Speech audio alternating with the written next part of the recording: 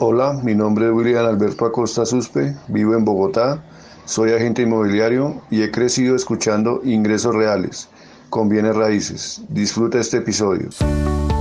Para invertir mejor estás en Ingresos Reales con Bienes Raíces con Carlos Davis. Lo bueno, lo malo y lo feo de la inversión inmobiliaria, directamente de quienes lo hacen todos los días. Regístrate gratis en carlosdavis.com y recibe nuestro informe gratuito de 7 verdades que tú crees que no te dejan crecer tu patrimonio. Ahora vamos al punto con Carlos Davis.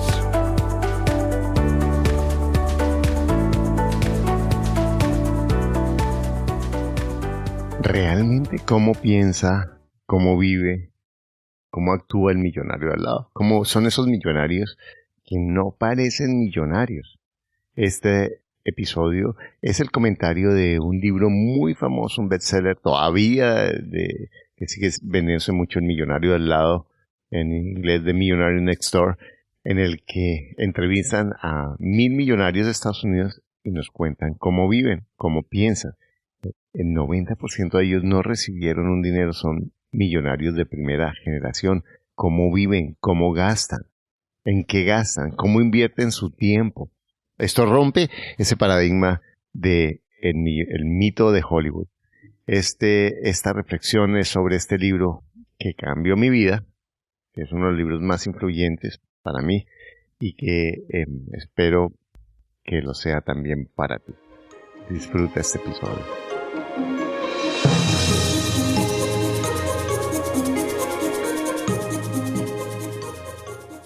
Te doy la bienvenida a este nuevo episodio de Ingresos Reales con Bienes Raíces, y hoy en este episodio de reflexión quiero compartir contigo un libro que fue muy influyente en mi vida, que cuando llegué a Estados Unidos a vivir en 1997 acababa de salir al mercado, me cambió muchos paradigmas acerca de la riqueza y me ha ayudado muchísimo.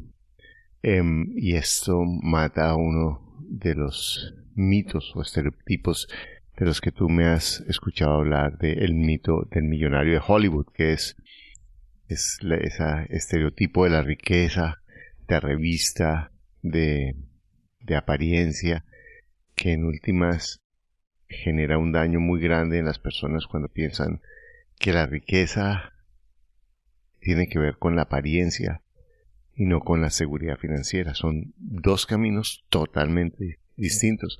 Y este libro que escribieron Thomas Stanley y William Danko, en inglés se llama Millionaire Next Door, es una entrevista, unas encuestas que ellos hacen a 1,000 millonarios, personas que viven en barrios normales, que viven en casas comunes, y millonarios. En ese momento, en 1995, hablan de personas que tienen más de $1,000,000. Y aunque algunas cifras ya después de 20 años están un poco, hay que ajustarlas, los conceptos son impresionantes y son muy parecidos a los que encontramos en los libros como El hombre más rico de Babilonia, o o Piensa y llega a ser rico de Napoleón Hill, o los libros ahora últimamente escritos por Tony Robbins, o los libros de Kiyosaki, porque los conceptos son muy parecidos. Ahora, lo que es novedoso para mí, sobre todo este libro novedoso, fue primero que Kiyosaki es la forma como yo pensaba que eran los millonarios en ese momento, y la forma como los define. Y no hablo de esas personas que han tenido éxito en un momento y han florecido financieramente como un fuego artificial y después bajan otra vez y desaparecen porque no tienen el pensamiento que es el adecuado para mantener la riqueza. Por ejemplo, muchos paradigmas que son sencillos y que revelan estas investigaciones. Uno de ellos es el 90% de las personas que son millonarios en Estados Unidos son ricos de primera generación. No es como vienen, no es que son ricos porque recibieron, porque tuvieron herencia, no, sus familias han sido pobres y ellos son ricos, millonarios de primera generación. Viven por debajo de sus posibilidades. Y tú me has escuchado muchas veces, y hay varios podcasts en los que hablamos de eso. Uno muy especial es el de Hernando Rico, cuando hablamos de cómo construir una fortuna ganando el salario mínimo, o el del jardinero que compró las casas en el condominio de las personas ricas con su salario de jardinero, porque en última lo que hace la riqueza no es lo que ganas, sino lo que gastas. Si tú gastas menos de lo que ganas y inviertes la diferencia, vas a ser rico. Si tú gastas lo que ganas y no inviertes, no vas a ser rico, así ganes lo que ganes. Otro, invierte en tiempo, energía y dinero de una manera eficiente que los lleva a generar riqueza. Bueno, yo te felicito. Estar escuchando esto es una forma buena de invertir tu tiempo, en vez de estar escuchando música o escuchando o viendo una película que quizás puede ser divertido, pero que en últimas no te ayuda a cambiar el pensamiento. Y lo que a mí me ayuda a cambiar el pensamiento, el dinero y el ingreso de dinero, no es trabajar más, es cambiar mi pensamiento, es educarme financieramente. También consideran que la independencia económica es más importante que exhibir una posición social alta. ¿Qué me importa la apariencia? Lo que me importa es mi seguridad financiera. Son dos caminos totalmente diferentes. Si yo quiero aparentar, tomo unas decisiones. Si yo quiero tener seguridad financiera, así no sea aparente, sino sencillamente estar yo seguro, son dos caminos y dos decisiones totalmente diferentes. No recibieron atención o apoyo económico de sus padres. Muchas personas, yo no recibí nada, me tocó solo. Bueno, el 80% de los millonarios no recibieron nada. Y eso es normal, porque si los padres son pobres, o si los padres pueden lo que pueden, hacen lo que pueden. La diferencia la hago yo, o la haces tú, cuando elijo educarme financieramente. Sus hijos adultos se autoabastecen económicamente. También me has oído eso. Mi éxito como padre es que mis hijos sepan que su riqueza, su felicidad no depende de mí, sino depende de ellos. Esos paradigmas ahora, no, es que yo como padre tengo que hacer a mis hijos felices. No, todo lo que eso es mal criar los hijos. Para mí mi paradigma es enseñarle a mi hijo o a mi hija que ellos tienen su posibilidad de ser felices y su posibilidad de ser ricos o de ser pobres, que eso depende de sus propias elecciones.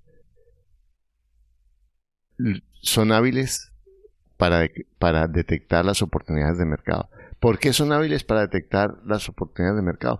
Porque se educan financieramente, porque están invirtiendo tiempo y dinero en su educación financiera, en aprender a manejar su dinero, en aprender a crear más riqueza, a cuidar su riqueza, y por otro lado eligen la ocupación correcta.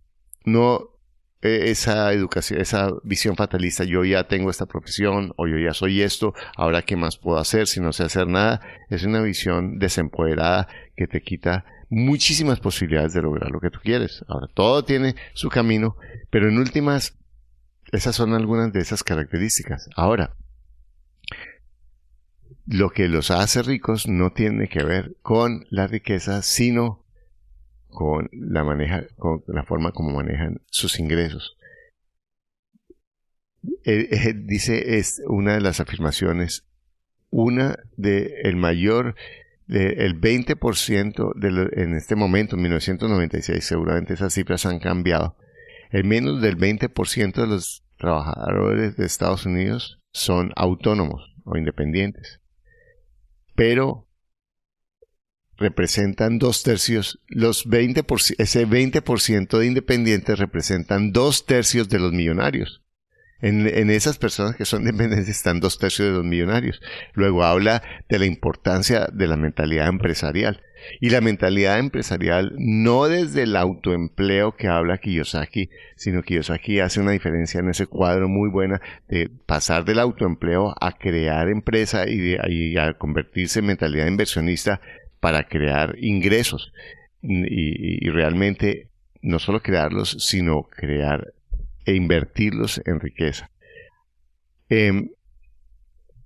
La mayoría, el 97%, son propietarios de su vivienda y viven en casas modestas y durante muchos años.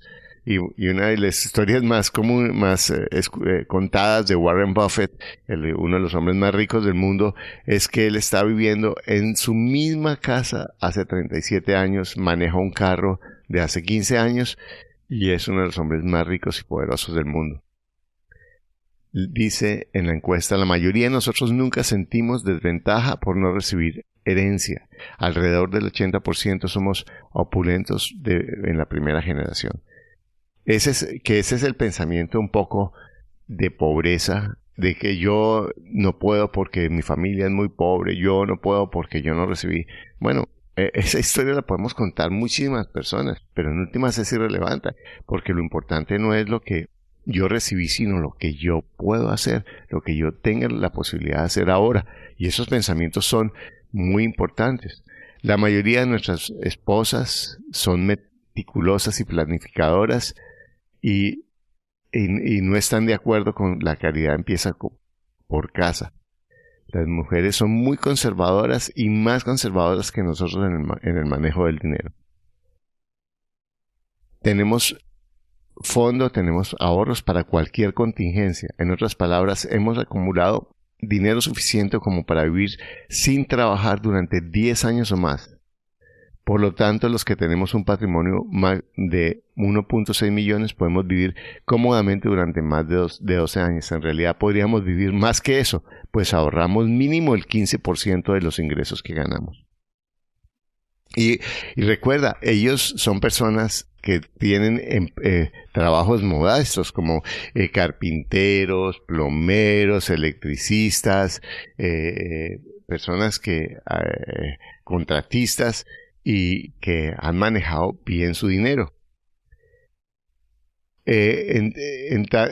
Creemos que la educación es importantísima para nosotros, para nuestros hijos, para nuestros nietos, y gastamos mucho dinero en la educación y en nuestros hijos en la educación. Y fíjate que eso es para mí fundamental, y para mí en mi vida es lo que ha hecho la diferencia y me ha permitido llegar a lograr lo que he logrado. Yo siempre... Y yo sigo invirtiendo en educación. Yo tengo 64 años y puede que tenga la oportunidad de educar y ayudar a muchísimas personas con lo que he aprendido y con lo que sé. Pero yo sigo invirtiendo todos los días en mi educación, pagando coaches, tomando programas, aprendiendo de otras personas que han logrado lo que yo no he logrado. No solamente por el dinero, sino también por la aventura de aprender, porque me gusta descubrir cosas, porque me gusta descubrirme a través de eso. Y eso lo encuentro una y otra vez en las personas que crecen financieramente. Ahora las personas que no crecen, a veces son como, bueno, yo soy inteligente, yo cojo todo lo gratis, eso lo encuentro en internet, y realmente yo encuentro muchas cosas gratis en internet, pero en últimas, si yo quiero dar pasos, para mí es importante pagar mentores, pagar educación financiera, porque esa persona me va a ayudar entre toda la información que hay en el internet y en toda la información que hay disponible, me va a ayudar a seleccionar aquella que para mí es útil. Bueno, es como decir, bueno, ¿para qué voy a estudiar medicina si hay tantas plantas y tantas personas que saben de eso? Pues sí, yo puedo ir y buscar y encontrar qué es bueno, qué es malo, cuáles de esas son hasta veneno, porque hay cosas que son veneno y las llaman saludables. Entonces lo mismo financieramente, yo puedo encontrar ideas de cómo hacer millones de personas que nunca han hecho un centavo y eso lo encuentro gratis, pero yo elijo las personas que me ayudan a hacer la diferencia, que me ayudan a crecer financieramente. Alrededor de los 2/3 trabajamos entre 40 y 45 horas por semana. Somos inversionistas fantásticos. Todos los años invertimos casi el 20% de los ingresos realizados por nuestra unidad familiar. La mayoría invertimos por lo menos el 15%, aproximadamente 77% tenemos una firma en una cuenta bursátil. el 20% tenemos nuestro capital, el 20% de nuestro capital en unidades, títulos transferibles como acciones, sociedades y fondos comunes que rara vez los vendemos. Entonces toman planes de retiro o inversiones que van creciendo. Y ahí, por ejemplo, las acciones, cuando se escogen buenas compañías o se escogen buenas acciones, pueden ser a largo plazo. Si tú miras la bolsa, son buenas inversiones. Los bienes raíces, y eso es lo que hacemos, los bienes raíces tienen unas ventajas espectaculares en la valorización a largo plazo y en la protección contra la inflación, y además en que no pagan impuestos cuando crecen. Eso es otra ventaja increíble. Lo mismo todas estas inversiones. Como grupo, nos gusta pensar en nuestras familias. Soy tacaño, dice. Es una de las principales razones por las que completé un largo cuestionario por un billete de $1. Por eso a ellos les ofrecían $1 por llenar el cuestionario y lo hacían porque en últimas están valorando su dinero, valorando el dinero, valorando los centavos. Y la diferencia que hablábamos al comienzo de este episodio. La definición de rico no es la apariencia.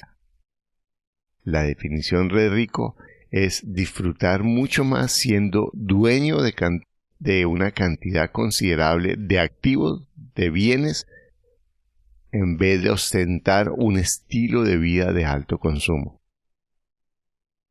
Es realmente más importante el tener el dinero, el tener el activo, el tener el patrimonio, que aparentar, que la apariencia, que mostrarlo. Esa es una de las definiciones de rico. Ahora, hay un ejercicio que está en el libro que yo espero, pensé en hacerlo ahora, pero lo vamos a hacer en otro episodio, y es cómo definir si eres un buen creador de riqueza o un mal creador de riqueza, o un mediano creador de riqueza. Y eso después lo podemos hacer en forma sencilla, pero en últimas, te lo resumo, es toma lo que ganas, toma la edad que tienes, multiplícalo por el ingreso que tiene tu familia al año antes de impuestos y divídelo por 10,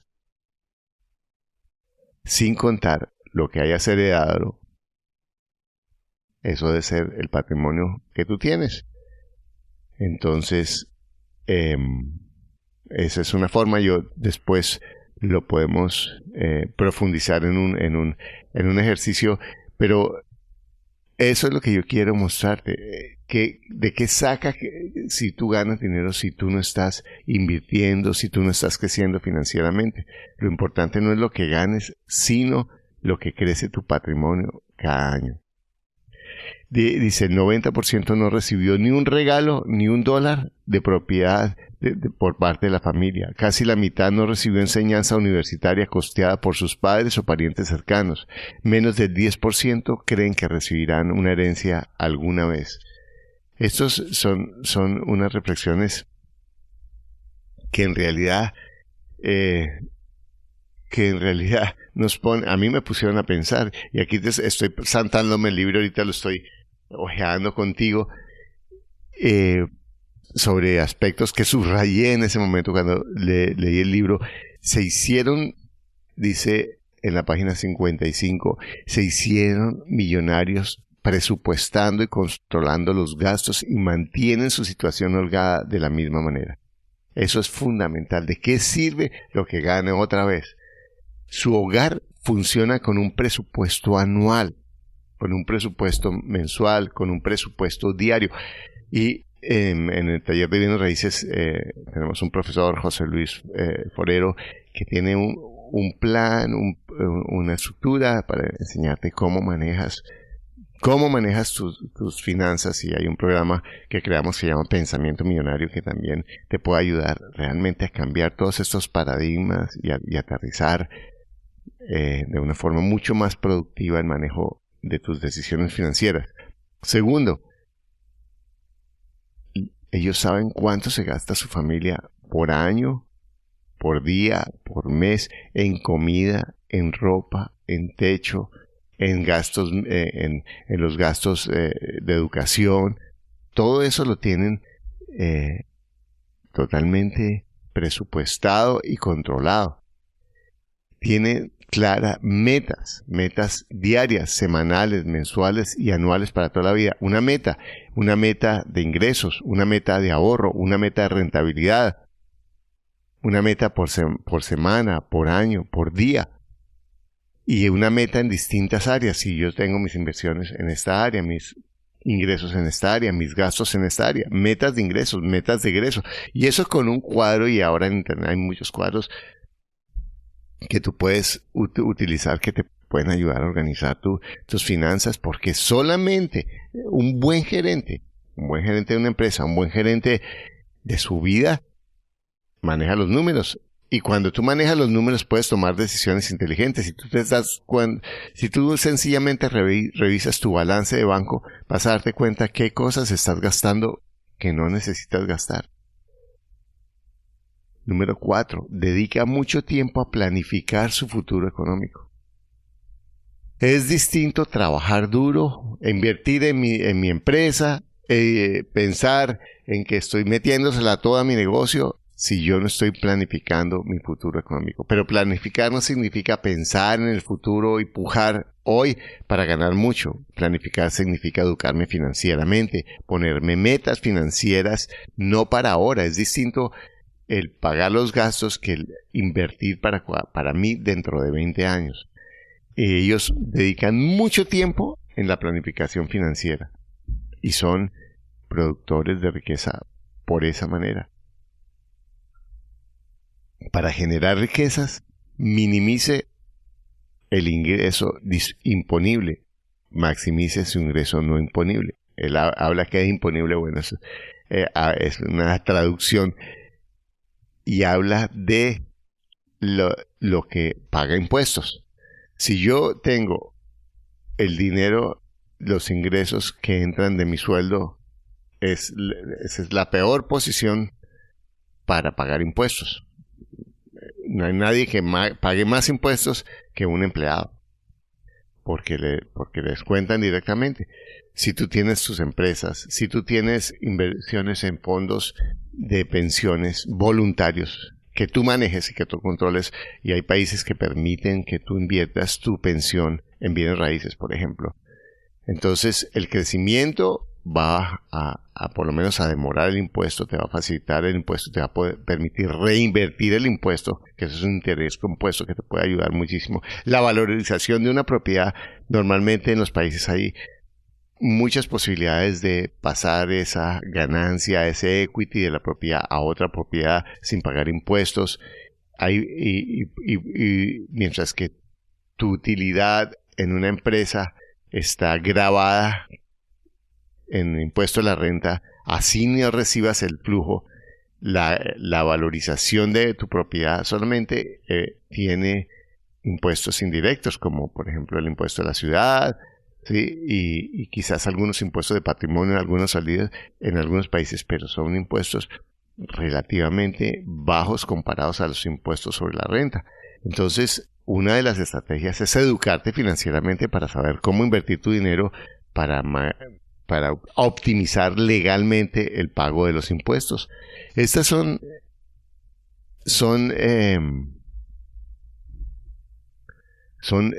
formas de lograr crecer financieramente, que si tú comienzas desde temprano a hacer negocios, las personas empiezan cuando tenemos la mentalidad de empleados,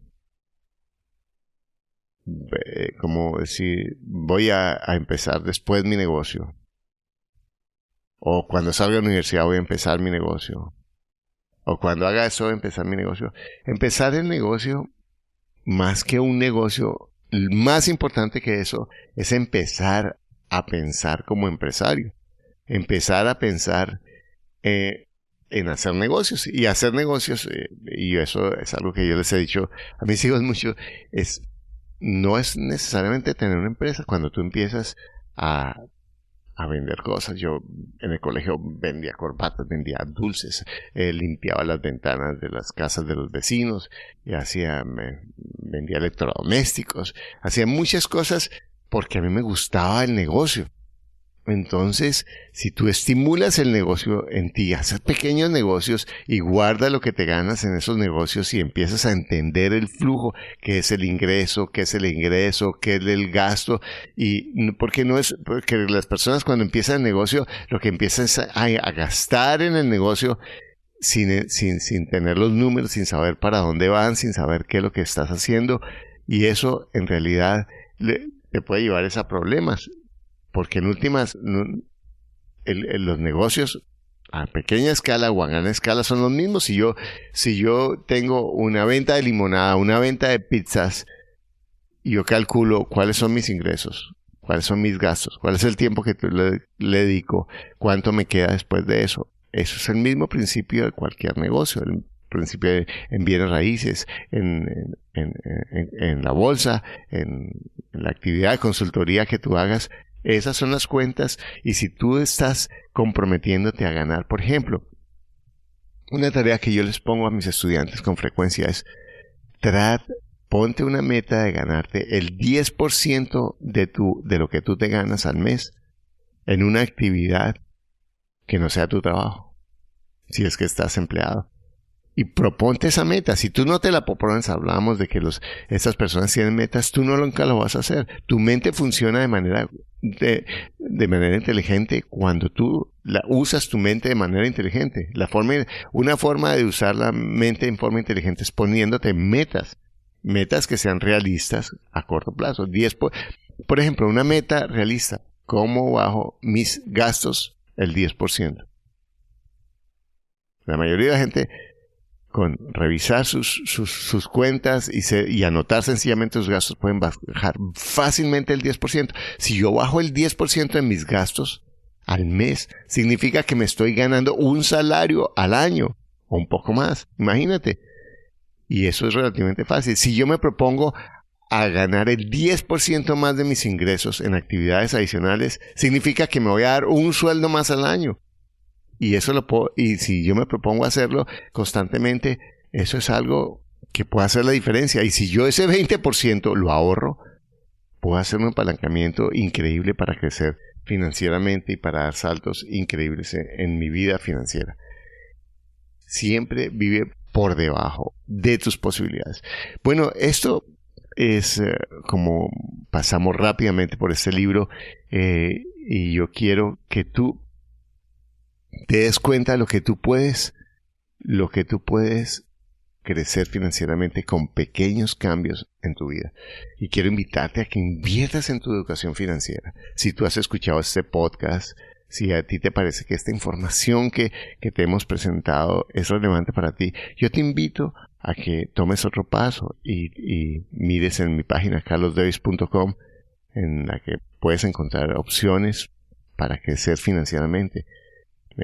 A que mires los testimonios de muchos de mis estudiantes que han tomado estos programas, que han invertido, que han creído en sí mismos y han invertido en su educación financiera, porque mi objetivo es ese. Mi objetivo es que tú des un paso más, que tú creas en ti, que tú te comprometas a invertir en ti tiempo y dinero para lograr mucho más de lo que estás logrando. Eso es lo que ha cambiado mi vida. Eso es lo que para mí me ayuda permanentemente a dar saltos increíbles, a lograr resultados de los que me siento orgulloso, y a evitar errores, porque invierto en mi educación financiera. Bueno, muchas gracias. Espero que esta información sea valiosa para ti. Este libro, Millonario al Lado, está en Amazon, lo veo en español también, para que tú, si quieres, lo puedas adquirir. Está en Kindle. Y si tú quieres entrar a uno de mis programas, mira mi página, carlosdevis.com. Me puedes ver los programas que tengo, las mentorías que tengo, y me encantaría poderte ayudar al próximo paso.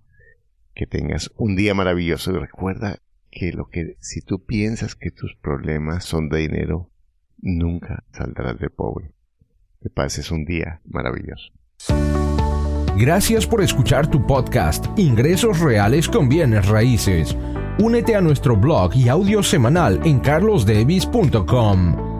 Conoce nuestros talleres de bienes raíces, visítanos en Facebook y deja tus comentarios.